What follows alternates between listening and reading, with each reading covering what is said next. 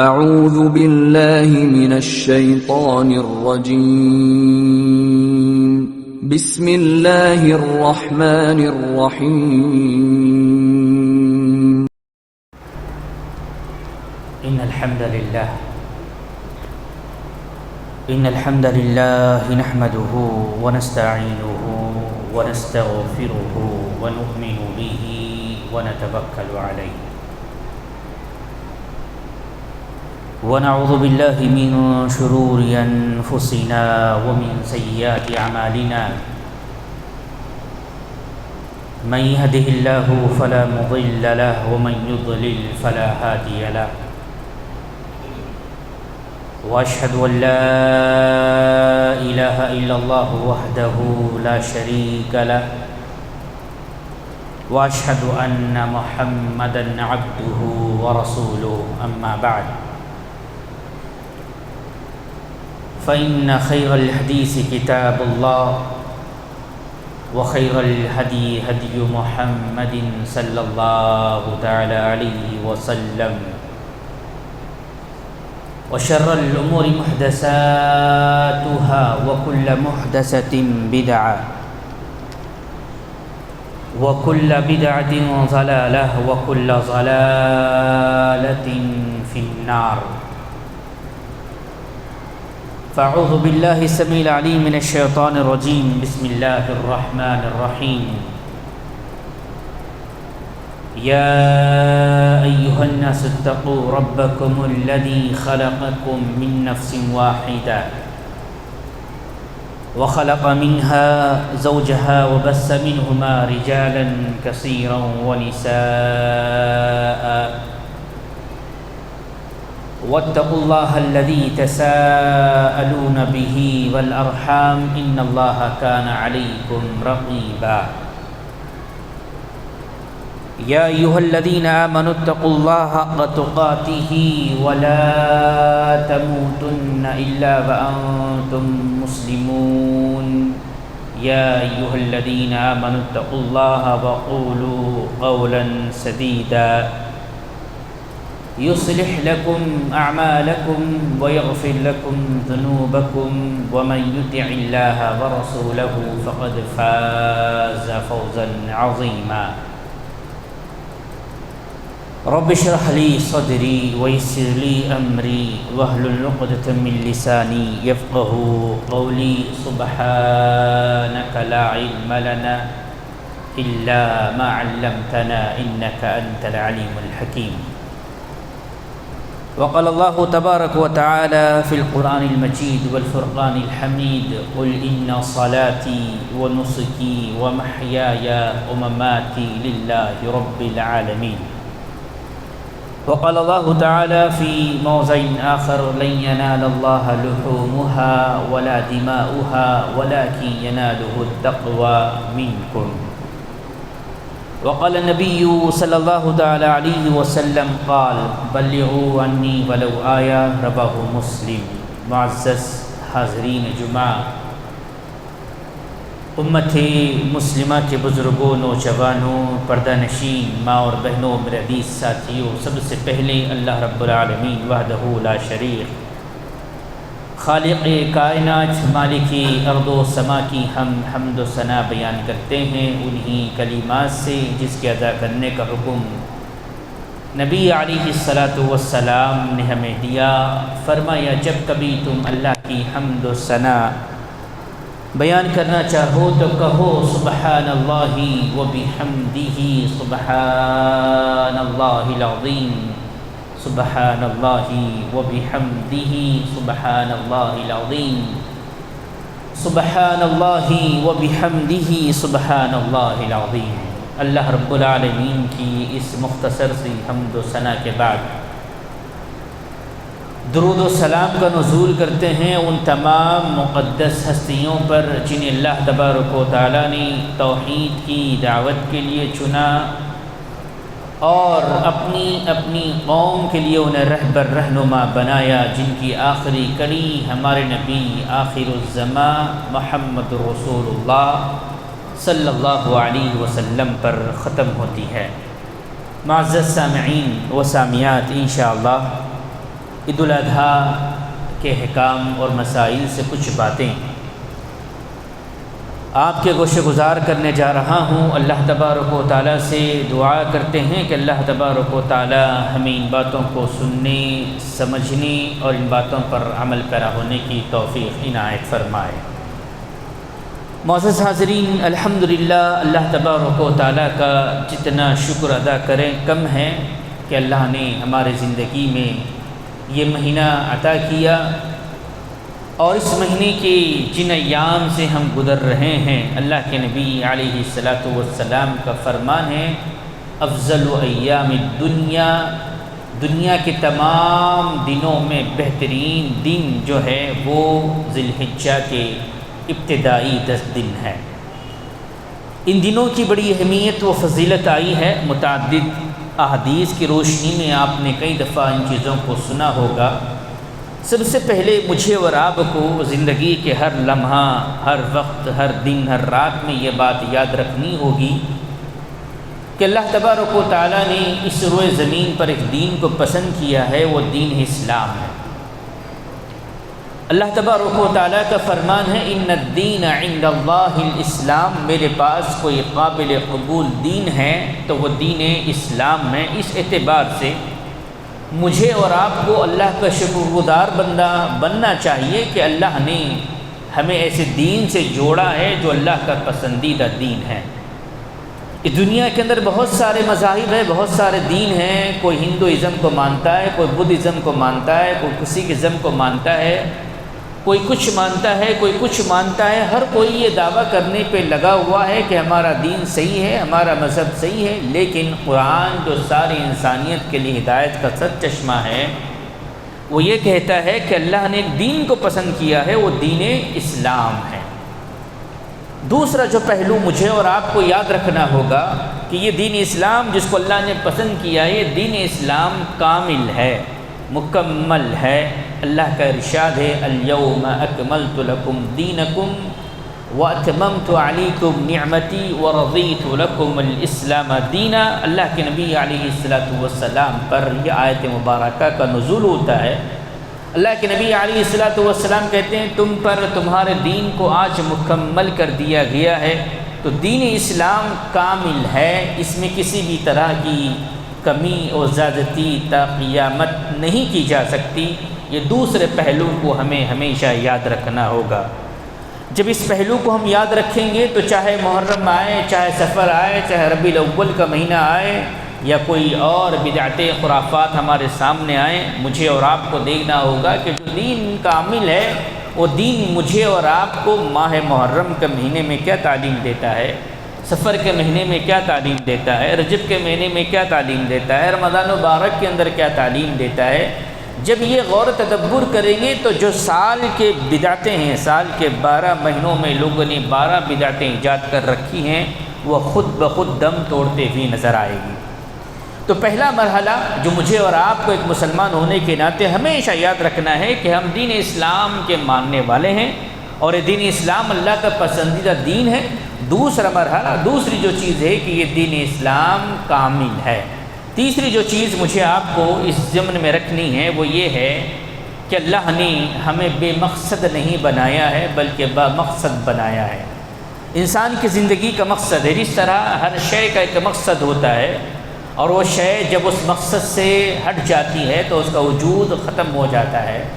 اللہ تبارک و تعالیٰ نے ہمیں جو پیدا کیا، انسانوں کو جو پیدا کیا، جناتوں کو جو پیدا کیا اور انسانوں کو اشرف المخلوقات بنایا، جبکہ اللہ کے پاس ایسی مخلوق موجود تھی جو نور سے پیدا کی گئی ہے، جس کے سلسلے میں اللہ نے فرمایا لا یعصون اللہ ما امرهم ویفعلون ما یؤمرون۔ ایسے مخلوق کے باوجود اللہ نے انسانوں کو پیدا کیا۔ وہ مخلوق کون تھی؟ فرشتے۔ فرشتوں کے سلسلے میں اللہ نے فرمایا کہ یہ ایسی مخلوق ہے جو کبھی اللہ کی نافرمانی نہیں کرتی۔ لا یعصون اللہ ما امرهم ویفعلون ما یؤمرون۔ اللہ جو حکم دیتا ہے وہ کر گزرتی ہے۔ ایسے مخلوق کے بعد اللہ نے انسانوں کو پیدا کیا اور پیدا کر کر یہ بات بیان کی کہ ہم نے تمہیں یوں ہی نہیں پیدا کیا بلکہ اس کا ایک مقصد بنایا، اور مقصد ہے سورہ ذاریات کی وہ آیت اکثر الحمدللہ مسلمانوں کو یاد ہو چکی ہے کہ وما خلقت الجن والانس الا لیعبدون، میں نے انسانوں اور جناتوں کو اس لیے پیدا کیا کہ وہ میری عبادت کرے۔ امام قتادہ رحمہ اللہ اس آیت کی تفسیر کو بیان کرتے ہوئے اس بات کی طرف نشاندہی کرتے ہیں کہ لیعبدون سے مراد کیا ہے؟ کیا صرف نماز پڑھ لینا عبادت ہے؟ کیا روزہ رکھ لینا عبادت ہے؟ حج کی استطاعت ہو جائے حج کر لینا عبادت ہے؟ عمرہ کا ارادہ ہوا استطاعت ہو جائے عمرہ کر لینا ارادہ ہے؟ یا رمضان کا روزہ رکھ لینا عبادت ہے؟ لیعبدون سے سب سے اہم عبادت ہے لیوحدون کہ بندہ سب سے پہلے موحد ہو جائے، اللہ تبارک و تعالیٰ کو تنہا اکیلا جاننے والا ہو جائے، اور اپنی دل میں اللہ کی وحدانیت کو یقین پیدا کرے، اور اپنی زبان سے اس بات کی گواہی دے کہ اشہد ان لا الہ الا اللہ واشہد ان محمدا عبدہ ورسولہ، میں اس بات کی گواہی دیتا ہوں کہ اللہ کے علاوہ کوئی معبود برحق نہیں، اور میں اس بات کی گواہی دیتا ہوں کہ محمد صلی اللہ علیہ وسلم اللہ کے بندے اور رسول ہے۔ تو پتہ یہ چلا دین اسلام اللہ کا پسندیدہ دین ہے، دین اسلام کامل ہے، میری اور آپ کی زندگی کا مقصد اللہ کی عبادت ہے، اور ان عبادتوں میں اللہ تبارک و تعالیٰ نے سال میں کئی ایسے مواقع ہمیں عطا کیے ہیں جو بڑی نعمت والے رحمتوں والے اللہ کی جانب سے یہ چیز ہے۔ ہمارے اسلاف اس بات کا بڑی بے صبری سے منتظر کیا کرتے تھے، جس کا قول ابو عثمان النہدی رحمہ اللہ نے اپنی کتاب میں نقل کیا ہے کہ ہم سے پہلے جو لوگ گزرے، جو اسلاف ہے سلف صالحین ہیں، اپنی زندگی میں 3 دہوں کا بڑی بے صبری سے انتظار کیا کرتے تھے۔ پہلا دہا جو آتا ہے وہ ہے رمضان مبارک کا آخری عشرہ، جب ان کو مل جاتا تو اپنے کمر کو کس لیتے، لیلۃ القدر کو تلاش کرتے، صدقات خیرات کرتے، نوافل کا اہتمام کرتے، تلاوت قرآن کا اہتمام کرتے، معتکف ہو جایا کرتے، اپنی زندگی کو عبادتوں میں عام دنوں کے بنسبت زیادہ کیا کرتے تھے، کیونکہ ان دنوں کی بڑی اہمیت و فضیلت آئی ہے، اور اس میں ایک رات ایسی رکھی گئی ہے جو 1000 مہینوں کی عبادتوں سے بڑھ کر ہے۔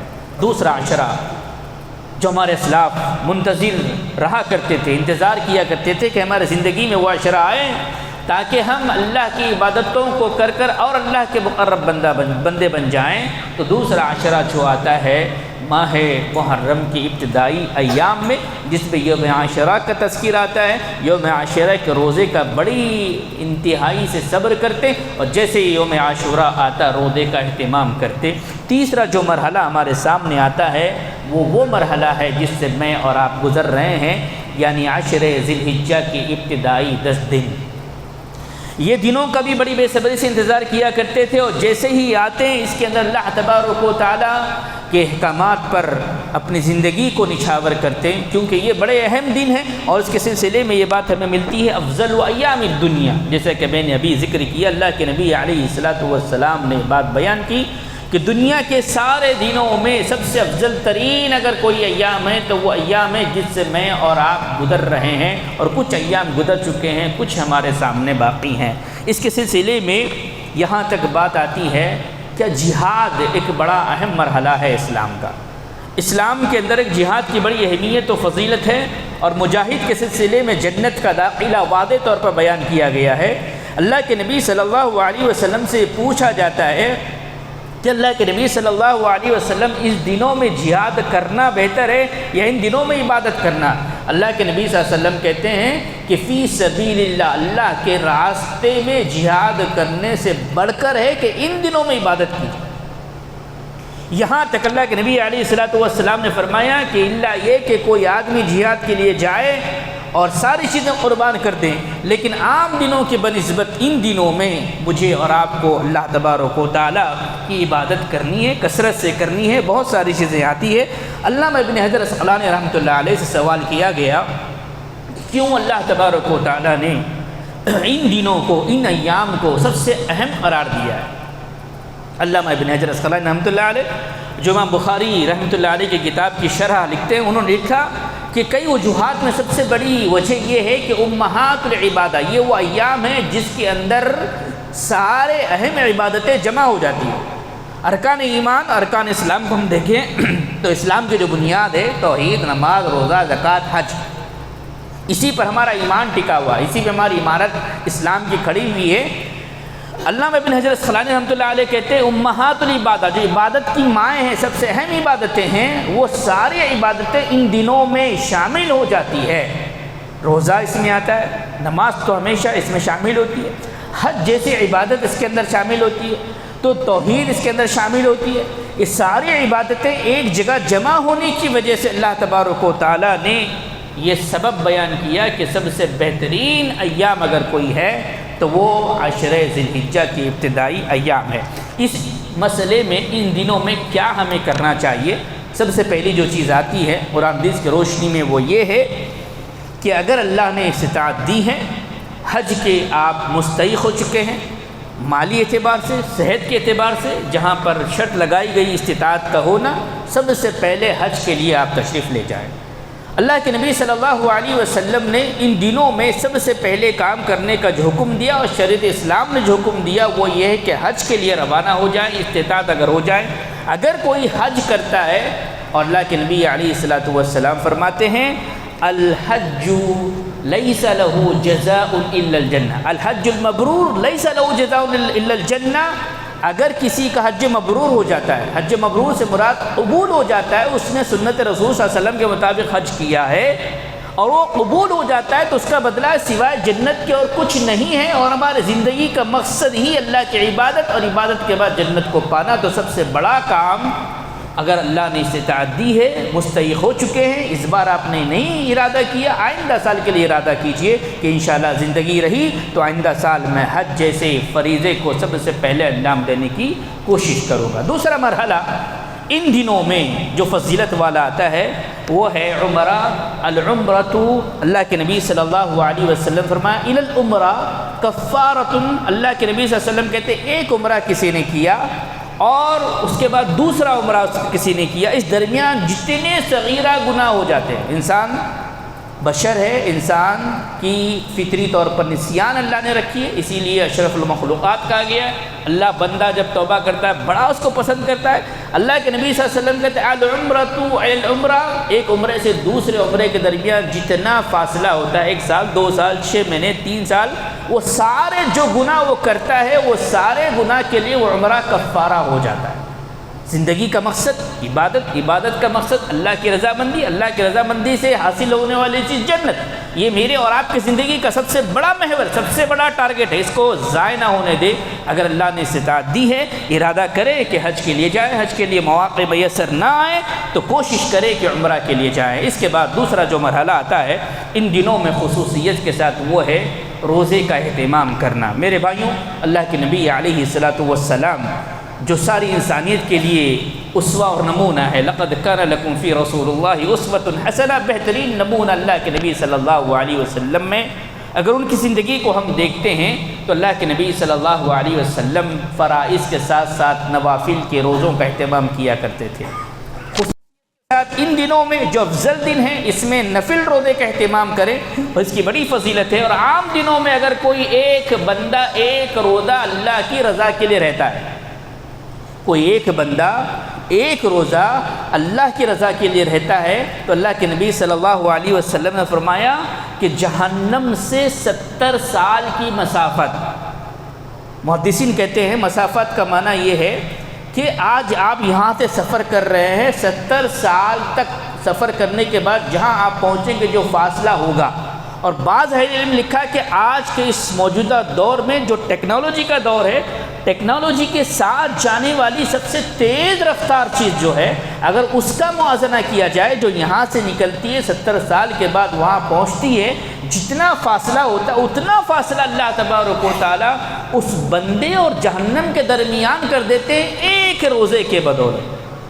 تو نفل روزے کی اہمیت کا اندازہ اس حدیث سے ہم لگا سکتے ہیں، اور جن ایام سے ہم گزر رہے ہیں بڑی اہمیت کے حامل ہیں، تو جو ایام بچے ہیں اس میں روزہ رہنے کی کوشش کریں۔ ایک دن ہمارے درمیان ہے اور اس کے بعد ہمارے سامنے اور ایک روزہ آتا ہے جس کو خصوصیت کے ساتھ بیان کیا گیا ہے، وہ ہے یوم عرفہ کا روزہ۔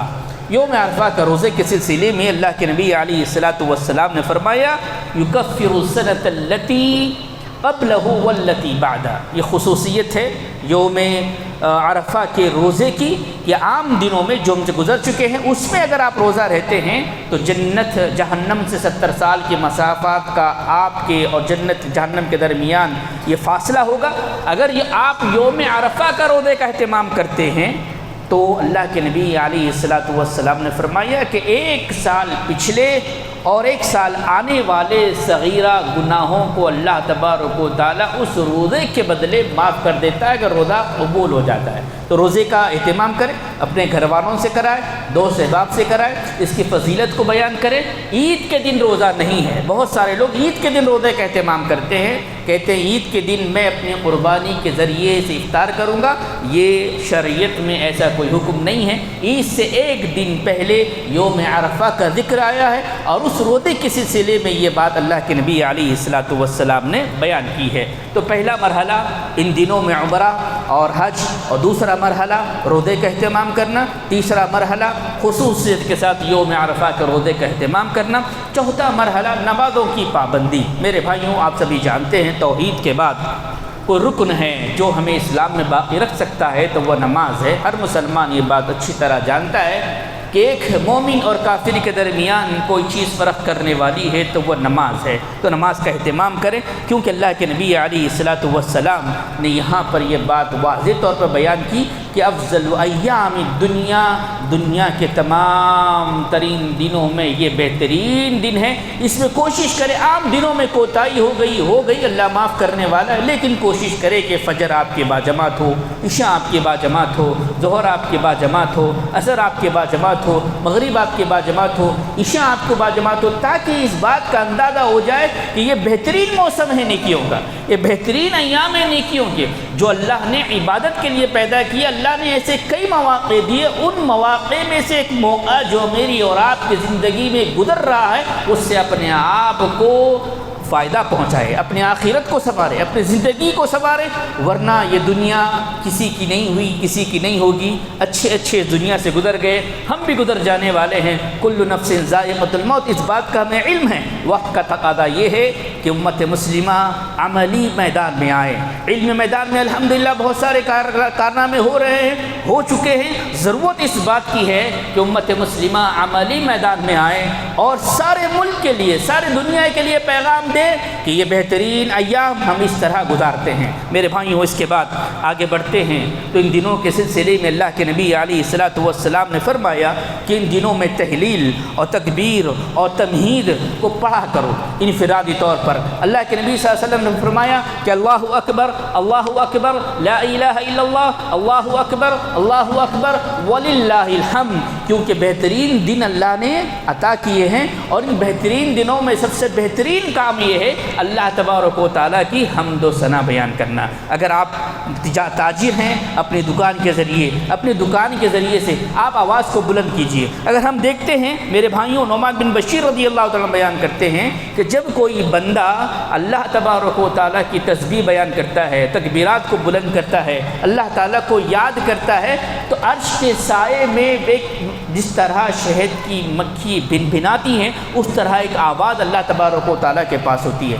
اللہ تبارک و تعالیٰ پوچھتا ہے کون ہے؟ تو فلاں ابن فلاں، اللہ تیری حمد و ثنا بیان کر رہا ہے۔ اندازہ کیجئے، ایک ہم معمولی گندے بندے ہیں، گناہ گار ہیں، سیاکار ہیں، خطا کار ہیں، لیکن جب ہم اللہ کی حمد و ثنا بیان کرتے ہیں تو وہ مالک جو زمین آسمان کا خالق و مالک ہے، میرے اور آپ کا خالق و مالک ہے، اس کے پاس آپ کے اور میرے کلمات کو اللہ تعالیٰ سن رہا ہے، پوچھتا ہے کون ہے جو میری تکبیرات کو بلند کر رہا ہے۔ تو یہ اس کو معمولی نہ سمجھے، اپنے زبانوں کے ذریعے سے، چاہے وہ ذی الحجہ کے ایام ہوں یا عام دنوں میں ہوں، اپنی زبانوں کو تر رکھے۔ سبحان اللہ، الحمدللہ، لا الہ الا اللہ، اللہ اکبر۔ میرے بھائیوں، اگر ہم اور تحقیق میں جاتے ہیں یا گہرائی سے ان چیزوں کو دیکھتے ہیں تو حضرت عبداللہ ابن عمر اور حضرت ابو ہریرہ رضی اللہ تعالیٰ نے دونوں کا عمل ہے۔ حضرت عبداللہ ابن عمر رضی اللہ تعالیٰ، عمر رضی اللہ تعالیٰ کے فرزند، اور حضرت ابو ہریرہ رضی اللہ تعالیٰ، دونوں جب ذی الحجہ کے ایام آتے تو یہ بازاروں میں نکلتے تھے، بازار کو نعمت والی جگہ نہیں کہا گیا، مسجد کو کہا گیا، رحمت والی جگہ مسجد کو کہا، بازار سے رکنے کا حکم دیا گیا عام دنوں میں۔ لیکن ہمارے صحابہ کا عمل دیکھیں، عبداللہ ابن عمر رضی اللہ تعالیٰ، حضرت ابو رضی اللہ تعالیٰ، دونوں بازار میں جا رہے ہیں، اور امام بخاری رحمۃ اللہ علیہ حدیث کو نقل کرتے ہیں کہ یخرجان الی السوق فی ایام العشر، آئیے 10 دنوں میں یہ بازاروں میں جاتے اور زور زور سے تکبیرات کو بلند کرتے تاکہ لوگوں کو اس بات کا علم ہو کہ اللہ کے نبی صلی اللہ علیہ وسلم نے ان دنوں میں تکبیرات کو بلند کرنے کا حکم دیا ہے۔ تو یہ وہ عمل ہے جو آج امت مسلمہ سے الا ماشاء اللہ کچھ لوگ کر رہے ہیں۔ اکثر اس بات سے علم نہیں رکھتے، جو علم رکھتے ہیں وہ عمل نہیں کرتے۔ جب تک عمل نہیں ہوگا تو ہم پیغام کیسے دیں گے؟ یہ ملک کو پیغام کیسے دیں گے؟ غیر مسلم بھائیوں کو پیغام کیسے دیں گے؟ اپنے بھائیوں کی اصلاح کیسے کریں گے؟ وقت کا تقاضا یہ ہے کہ سب سے پہلے ہم عملی زندگی میں آئیں۔ میرے بھائیوں، اس کے ساتھ ساتھ اگر اور آگے بڑھتے ہیں تو قربانی کا دن ہمارے پاس آتا ہے۔ آپ نے دیکھا کہ اسلام اللہ کا پسندیدہ دین ہے، یہ دین کامل ہے۔ میری اور آپ کی زندگی کا مقصد اللہ کی عبادت ہے۔ عبادتوں میں اللہ نے بہت سارے مواقع دیے ہیں، ان موقع میں سے ایک موقع میری اور آپ کی زندگی میں گزر رہا ہے۔ نمازوں کی پابندی کریں، تکبیرات کو بلند کریں، اللہ نے استعداد عمرہ حج کے لیے تشریف لے جائیں۔ اس کے بعد جب مرحلہ آتا ہے یوم عرفہ کا روزے کا اہتمام کریں، اور اس کے بعد جب عید کا مرحلہ آتا ہے، عید کے سلسلے میں جو اہم باتیں ہیں، عید کے سلسلے میں کچھ اہم باتوں میں سب سے پہلی بات یاد رکھیں کہ یہ عید جو منائی جاتی ہے عید الاضحیٰ، اسلامی تعلیمات میں 2 عیدیں ہیں، عید الفطر، عید الاضحیٰ، اس کے علاوہ تیسری کوئی عید نہیں ہے۔ چاہے وہ عید کو عید الاعیاد کہا جائے یا عیدوں کی عید کہا جائے یا عیدوں میں بڑی عید کہا جائے، اسلامی تعلیمات کہیں اس کا جواب نہیں دیتی سوائے عید الفطر، عید الاضحیٰ کے۔ میرے بھائی، عید الاضحیٰ کی جب عید آتی ہے تو یقین جانیے دنیا کے اندر یہ پیغام دیا جاتا ہے کہ اللہ کے بندے اللہ کے نام سے اللہ کے جانور کو اللہ کی رضا کے لیے قربان کرتے ہیں۔ یہ ایک توحید کا سب سے بڑا پیغام ہے ان تمام قوموں کے لیے، ان تمام لوگوں کے لیے جو اللہ کے علاوہ کسی اور کے نام کی قربانی دیتے ہیں یا اللہ کے علاوہ کسی اور کے نام کی نذر و نیاز چڑھاتے ہیں۔ عید الاضحیٰ کا یہ پیغام ہے کہ اللہ کی رضا کے لیے، اللہ کے حکم پر سنت ابراہیم کو زندہ کرتے ہوئے نبی علیہ الصلوۃ والسلام کی سنت کے مطابق ہر بندہ اپنے استطاعت کے مطابق اللہ کی راہ میں قربانی کرتا ہے۔ یہ قربانی عبادت ہے، یہ عبادت اللہ کے لیے ہے، اللہ کے علاوہ کسی اور کے لیے جانور کا ذبح کرنا جائز نہیں ہے، کیونکہ میں نے اور آپ نے اللہ سے وعدہ کیا ہے۔ ہر رکعت میں ہم کہتے ہیں ایاک نعبد و ایاک نستعین، اے اللہ میں تیری ہی عبادت کرتا ہوں اور تجھ ہی سے مدد طلب کرتا ہوں، اور یہ قربانی اللہ کی عبادت ہے۔ یہ عبادت سنت ابراہیم نبی صلی اللہ علیہ وسلم کے سنت کے مطابق ادا کی جائے گی۔ یہ پیغام دنیا کو دیا جا رہا ہے کہ اللہ کے نام پر اللہ کے جانور کو اللہ کے تقرب کے لیے قربان کیا جا سکتا ہے، اللہ کے علاوہ کسی اور کے لیے قربانی جائز نہیں ہوگی۔ میرے بھائیوں، اللہ کے نبی علیہ الصلوۃ والسلام کو حکم دیا گیا فصل لربک وانحر، اے نبی علیہ الصلوۃ والسلام نماز پڑھتے رہیے، اللہ کے لیے نہر کرتے رہیے۔ اللہ کے نبی صلی اللہ علیہ وسلم سے یہ حکم دیا گیا قل ان صلاتی ونسکی ومحیای ومماتی للہ رب العالمین، اے نبی علیہ الصلوۃ والسلام آپ کہہ دیجئے میری زندگی، میرا مرنا، میرا جینا صرف اللہ کے لیے ہے۔ میری زندگی کا مقصد، میری زندگی کا مقصد تیرے دین کی سرفرازی، میں اسی لیے مسلمان، میں اسی لیے نمازی۔ شاعر نے اس آیت کے ضمن یہ بات بیان کی کہ جینا ہو یا مرنا ہو یا قربانی ہو، ساری چیزیں اللہ کے لیے ہوگی، اللہ کے علاوہ کسی اور کے لیے نہیں ہوگی۔ مسئلہ یہ ہے کہ قربانی واجب ہے یا سنت ہے یا سنت مؤکدہ ہے۔ کچھ مسائل مختصر طور پر رکھ دوں، وقت ہو رہا ہے۔ سب سے پہلی چیز یہ سمجھیں قربانی کا حکم کیا ہے۔ بہت ساری غلط فہمیاں ہیں عوام الناس کے اندر۔ بعض اہل علم علماء یہ کہتے ہیں کہ قربانی واجب ہے، بعض اہل علم نے یہ بات بیان کی ہے، لیکن کوئی واضح دلیل ان کے پاس موجود نہیں ہے کہ قربانی کا واجب ہونا۔ واجب کسے کہتے ہیں؟ جو کام واجب ہو جائے اس کو کرنا ہی کرنا پڑے گا، نہ کرنے کی صورت میں گناہ گار ہو جائیں گے۔ فرض جو ہوتا ہے آپ کو کرنا ہی کرنا ہے، نہ کرنے کی صورت میں گناہ گار۔ سنت یہ ہے آپ کریں گے تو آپ کو اجر و ثواب ملے گا، نہیں کریں گے تو گناہ نہیں ہوگا۔ تو قربانی کرنے کا حکم کیا ہے؟ بعض اہل علم نے اس کو واجب قرار دیا ہے، لیکن ان کے پاس کوئی واضح دلیل نہیں ہے۔ یہاں تک ہمارے اسلاف میں خلفاء راشدین سے 2 باتیں ہمارے سامنے آتی ہے۔ پہلی بات یہ ہے کہ حضرت ابوبکر صدیق رضی اللہ تعالیٰ عنہ اس امت کے اولیاء میں سب سے بڑے ولی، اس امت کے خلیفہ میں سب سے بڑے خلیفہ، اس امت کے افضل ترین لوگوں میں سب سے بڑی شخصیت حضرت ابوبکر صدیق رضی اللہ تعالیٰ عنہ، اور دوسرے نمبر پہ آتے حضرت عمر رضی اللہ تعالیٰ عنہ۔ عمر رضی اللہ تعالیٰ عنہ اور حضرت ابوبکر صدیق رضی اللہ تعالیٰ عنہ یہ کہتے ہیں کہ قربانی واجب نہیں ہے۔ اللہ کے نبی علیہ الصلوۃ والسلام نے یہ بات بیان کی، علیکم بسنہ وسنت الخلفاء الراشدین المہدیین من بعدی تمسک بها علیکم بالنواجذ۔ یاد رکھو جب بھی تمہارے درمیان اختلاف ہو جائے، میری سنت کو لازم پکڑنا یا میرے خلفاء راشدین کی سنت کو لازم پکڑنا، تم کامیاب رہو گے۔ تو حضرت ابوبکر صدیق رضی اللہ تعالیٰ عنہ، حضرت عمر رضی اللہ تعالیٰ عنہ کے قول سے اس بات کا ہمیں علم ہوتا ہے کہ یہ قربانی واجب نہیں ہے۔ اسی طرح امام مالک رحمۃ اللہ علیہ کا قول رکھنا چاہتا ہوں، وہ کہتے ہیں قربانی سنت ہے، واجب نہیں ہے۔ طاقت رکھتے پر اگر کوئی قربانی نہ کرے یہ مجھے پسند نہیں ہے۔ امام شافعی رحمۃ اللہ علیہ کہتے ہیں قربانی کرنا سنت ہے اور اس کو ترک کرنا میں ناپسند کرتا ہوں۔ اللہ کے نبی صلی اللہ علیہ وسلم نے جتنی زندگی گزاری آپ نے قربانیاں دی ہیں۔ اس سے اس بات کا ہمیں علم ہوتا ہے کہ سب سے پہلی چیز عید الاضحیٰ کی مناسبت سے نماز کا ادا کرنا، اور نماز کے بعد سب سے اہم کام جس کو اللہ پسند کرتا ہے، افضل ترین کام ہے، وہ اللہ کے راہ میں قربانی دینا ہے۔ میرے بھائیوں، قربانی سنت مؤکدہ ہے، واجب نہیں ہے۔ قربانی کرنے والے کے لیے کچھ شرائط ہے، صحیح العقیدہ ہونا ضروری ہے، توحید کے بنا کوئی عمل قابل قبول نہیں ہے، اور جو ارادہ کرتا ہے ناخن اور بال کے کٹ کرنے سے اس کو منع کیا گیا ہے۔ ناخن اور بال کسی وجہ سے نکالنا ضروری ہو جائے، نکالنے پہ کوئی حرج نہیں ہے، علاج کے طور پر، کوئی حادثے کے طور پر، اس میں کوئی مرحلہ نہیں ہے۔ جانور کی شرائط میں 4 چیزیں یاد رکھیں۔ سب سے پہلے چیز ہے کہ واضح طور پر اس کا کانا یعنی بہرا نہ ہو، واضح طور پر وہ بیمار نہ ہو، واضح طور پر وہ لنگڑا نہ ہو، بہت زیادہ کمزور یا ہڈیوں کا ڈھانچہ نہ ہو۔ یہ اہم چیزیں ہیں جو جانور کو خریدتے وقت آپ کو یاد رکھنا ہوگا۔ اس کے علاوہ جو شریعت میں بتایا گیا مسنہ آیا ہے، مسنہ کا معنی ہوتا ہے 2 دانت والا۔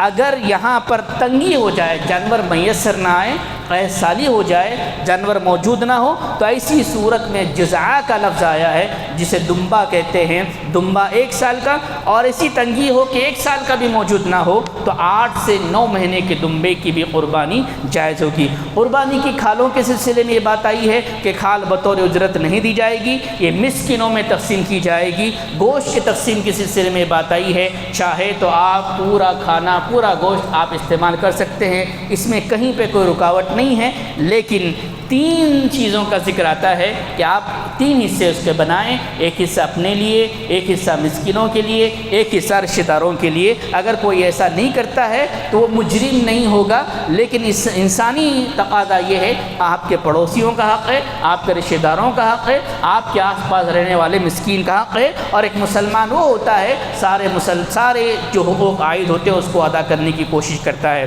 قربانی کے حصے میں شراکت کا جو ذکر آتا ہے، بکری یا دمبے میں ایک شخص، اس کو سمجھنے کی کوشش کریں۔ ایک گھرانہ ہے، ایک گھرانے میں 40 سے 50 لوگ ہیں، وہ دور تو ختم ہو رہا ہے، 10 سے 15 لوگ ہیں، اور ایک ہی ہے اس کا حاکم، ایک ہی جگہ سے کھانا بنایا جاتا ہے، ایک ہی چولہے سے کھانا بنایا جاتا ہے، سب لوگ کھاتے ہیں۔ وہاں سے ایک قربانی کا حصہ یا ایک جانور سارے لوگوں کی طرف سے کفایت کر جائے گا۔ اگر اس میں ہر کوئی استطاعت رکھتا ہے، ہر کوئی بزنس مین ہے، ہر کسی کے پاس پیسہ ہے، وہ انفرادی طور پر الگ الگ قربانی کرنا چاہے تو کر سکتا ہے، ورنہ ایک گائے کا حصہ سارے لوگوں کی طرف سے کفایت کر جائے گا، ایک حصہ بکرے کا جو ذبح کرتے ہیں وہ سارے لوگوں کی طرف سے کفایت کر جائے گا۔ یہ بڑا مرحلہ ہے، ہر کوئی آدمی اپنی طرف سے کرنا ضروری سمجھتا ہے، ضروری نہیں ہے۔ ایک حصہ اگر ایک جانور ذبح کیا جائے تو سارے لوگوں کی طرف سے کافی ہو جائے گا۔ گائے کے اندر 7 حصے، بیل کے اندر 7 حصے، اونٹ کے اندر 7 سے 10 حصوں کا ذکر آیا ہے۔ اور قربانی کب تک کریں؟ قربانی کرنے کے سلسلے میں تھوڑا سا اختلاف یہ ہے کہ عید کے بعد 2 دن تک بعض لوگ کہتے ہیں کہ عید کا دن، اس کے بعد والا دن، اس کے بعد والا دن۔ اگر تعلیمات ہم دیکھیں قرآن حدیث کے تو ایام تشریق کا لفظ آیا ہے۔ ایام تشریق 11، 12، 13، جس طرح ہم تکبیرات 13 ذی الحجہ کے عصر تک پڑھتے ہیں مسجد کے اندر، یہ حکم ہے کہ بازاروں میں جا کر پڑھیں، اور مسجد میں آپ یوم عرفہ کی فجر سے لے کر 13 ذی الحجہ کی عصر تک تکبیرات کو بلند کریں۔ تو تکبیرات کا جو حکم ہے یام تشریق کے اندر، قربانی کا حکم بھی وہی ہے کہ آپ اپنی قربانی عید کے تیسرے دن کے عصر یعنی مغرب سے پہلے کر سکتے ہیں۔ افضل یہ ہے کہ جیسے ہی آپ نماز ادا کریں پہلے دن اپنی قربانی دیں۔ کسی وجہ سے، کوئی مصروفیت کی وجہ سے، یا جانور کے نہ ملنے کی وجہ سے، یا استطاعت نہ ہونے کی وجہ سے آپ تاخیر کر رہے ہیں، اللہ آپ کی نیتوں کو جاننے والا ہے۔ تو یہ کچھ چیزیں مختصر طور پر میں نے آپ کے سامنے رکھی جو عید الاضحیٰ اور ذی الحجہ کے متعلق تھی۔ بہت ساری باتیں آتی ہیں، وقت اجازت نہیں دیتا۔ اللہ سے ہم دعا کرتے ہیں اللہ تبارک و تعالی ہمیں صحیح معنوں میں اسلامی تعلیمات کو سمجھنے کی توفیق عنایت فرمائے۔ اللہ تبارک و تعالی حقیقی معنوں میں اسلامی تعلیمات پر عمل کرنے کی توفیق عنایت فرمائے۔ اللہ جب تک رکھے دار فانی میں ہمیں ایمان اور اسلام کی حالت میں رکھے، جو ہمارا خاتمہ ہو تو خاتمہ بالخیر کرے۔ آمین ثم آمین وآخر دعوانا ان الحمد للہ رب العالمین۔